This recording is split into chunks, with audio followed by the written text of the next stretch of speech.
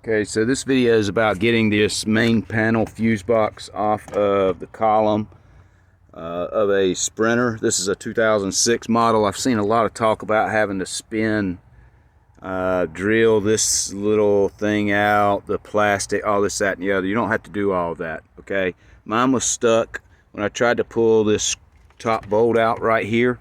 The one that they talk about spins all the time. It started spinning. What happens is this little square-headed caption bolt at the back fits into, if you can see, this little spot right here, and that's where it's supposed to sit. In fact, if you look really closely, you'll see that it's actually squared off on the inside, and then all it has on the back side is like little pipe compression fitting rings on the bottom there. So what it's supposed to do is sit up in there like so.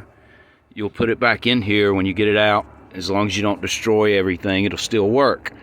And you line it up with wherever the square is, and you'll be able to see it. If you look, you have to put your glasses on like I did, but you'll see where it's squared off. You get it in there, and then you'll simply take a small hammer.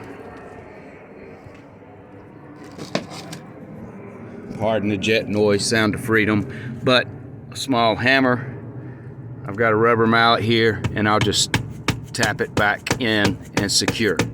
What happens is, if you start backing this nut out and this comes out of these little square piece, the indentation there, then of course the whole back starts spinning. So you get this point where you can't get it to let loose, because it needs to let loose to be able to pull this stuff out. So what I did when mine started doing that, I just took, because it's these two connectors right here, these main connectors, you have to pull those back. And if you can't get this bolt right here out, along with the 12 volt down at the very bottom that you'll see, it's covered with a little cover there, and it's a 12 volt wire that plugs up. I believe it goes straight back to the battery, but I haven't checked.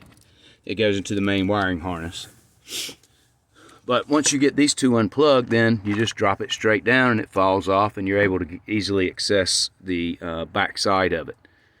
So if you have problems with it like I did, I just took a screwdriver and I wedged it up behind on each side, and I kept pulling the screw, just popping the screwdriver on each side behind it until I got it to start popping out on each corner.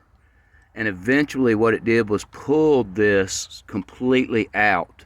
So it just put enough pressure on it where I was able to pull it around this center. The further I got it out, I was able to start getting and working at the center, and eventually it popped it right on out. Those compression fittings, apparently once you put it in there, they're holding pretty tight back there, even though it's spinning. So it's kind of like it gets out just enough, but the compression fittings are still holding it in place.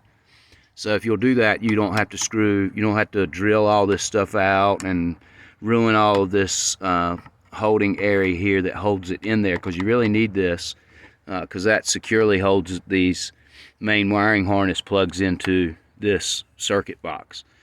So if you don't have it up there that way, then you're not going to be able to pull the box back in to these main branch circuits here that service off of the steering column. So I hope that helps someone.